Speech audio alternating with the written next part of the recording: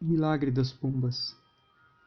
Nossa Senhora que em Fátima revelou-nos o plano de Deus de salvar a Igreja e o mundo através da intervenção maternal de seu coração imaculado, não se cansou de autenticar suas mensagens aos pastorinhos através das mais maravilhosas e fulgurantes manifestações. Todas essas manifestações eram um insistente convite a realizar seus pedidos sem demora, pois nunca acontecimentos tão espetaculares se tinham visto em toda a história da Igreja, manifestando a importância maior das aparições de Fátima. Um dos mais belos adornos das peregrinações de várias imagens de Nossa Senhora foi certamente o gracioso prodígio das pombas brancas, misteriosamente atraídas pelas imagens benditas de Nossa Senhora de Fátima. A primeira cidade que viu o fenômeno foi a mais revolucionária de Portugal, Bombarral.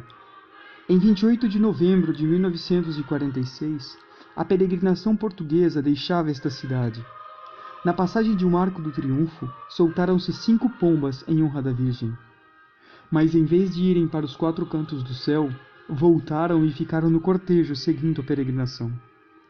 Depois pousaram no carro da Virgem, subindo no meio das flores e se aninhando aos pés da imagem de Nossa Senhora.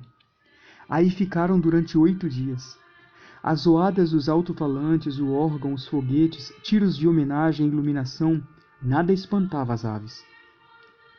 O que mais impressionava as testemunhas era a atitude religiosa daquelas pombinhas. Por exemplo, foram vistas se voltarem para o púlpito na hora do sermão, colocarem-se umas à direita, outras à esquerda do ostensório na exposição do Santíssimo Sacramento. Em Lisboa, em 6 de dezembro, durante a missa solene, uma das pombas foi ficar em cima da coroa da Virgem, e aí ficou com as asas abertas viradas para o altar o tempo todo que durou as 3.000 comunhões. O fenômeno das pombas se manifestou também durante a peregrinação mundial, no Congresso Mariano de Madrid e em muitas dioceses da Espanha, na França, em diversos países da África e nas peregrinações da América do Sul, sobretudo na Colômbia, em 1950. Citemos aqui um fato impressionante que se realizou na capital francesa, Paris, em 8 de dezembro de 1952. Uma grande reunião de informações sobre o Exército Azul tinha sido organizada no Parque de Exposições para lançar o movimento na França. Hamish Fraser devia tomar a palavra na presença de Monsenhor Rupp, bispo auxiliar de Paris. O orador fora comissário nas brigadas comunistas durante a guerra na Espanha. Foi ele quem comandou o pelotão que, depois de um simulacro de julgamento, condenou Cristo Rei à morte e fuzilou sua imagem numa praça de Madrid. Pois ele tinha se convertido ao catolicismo e se tornado um ardoroso apóstolo das mensagens de Fátima. No momento em que ia começar a falar, uma pomba desceu do alto da sala, fez um giro em cima do estrado, pousou sobre a sua cabeça enquanto ele se levantava. Ficou aí uns 12 minutos, apesar dos flashes das máquinas fotográficas. Ora, eis as palavras que Hamish Fraser tinha resolvido dizer na conferência. Sei que a oração pode converter os comunistas. Sei que a oração pode converter a Rússia. Que a Rússia se converta ou não, que haja uma terceira guerra mundial ou não, que a Igreja de Jesus Cristo volte às catacumbas ou não, isto depende de uma resposta a uma pergunta. Estamos preparados para fazer o que nos pediu a Mãe de Deus, pessoalmente? Se respondermos a esta pergunta dizendo que sim, a Rússia se converterá e haverá paz, e poderemos olhar o futuro de frente. Se hoje o corpo místico de Jesus Cristo está crucificado, não são os comunistas os principais responsáveis, pois os soldados de Stalin que estão à beira de enfiar os cravos na carne do corpo místico da Igreja não são os agentes do Kremlin, mas de nossa apatia, de nossa letargia, nossa falta de lealdade e de coragem. Assim que nós, católicos, começarmos a aceitar plenamente nossas responsabilidades, o comunismo se tornará tão ineficaz quanto a heresia ariana. Na minha fraca e humilde opinião, Fátima é o acontecimento mais significativo do século, talvez o mais significativo da história, do protestantismo para cá.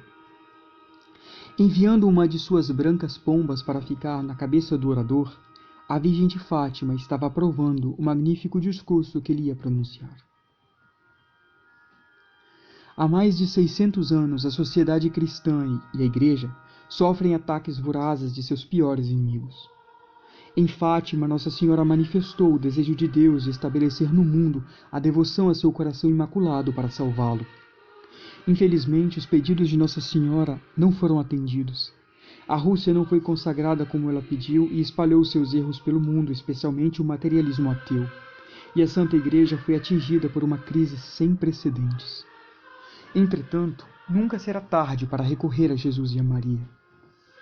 No último mês de março, o movimento pela recitação do Rosário 24 horas, Rosarium Perenne, foi lançado na intenção de suplicar a Nossa Senhora durante as 24 horas do dia, para que o Santo Padre e os bispos do mundo inteiro abandonem o modernismo reinante, retornem à tradição católica e consagrem a Rússia ao seu coração imaculado, exatamente como ela pediu. É a única solução para que o mundo veja novamente os benefícios do reino de Jesus Cristo e não mais os malefícios da ausência deste divino Rei. Só Nossa Senhora nos poderá valer, ela o disse em Fátima. Por fim, o Santo Padre consagrar-me-á à Rússia que se converterá e dará ao mundo um tempo de paz.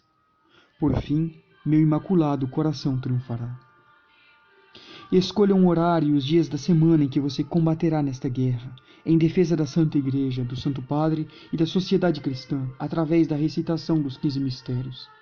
Escreva-se já, fatimaurgente@gmail.com. Entre nesta guerra, combata conosco.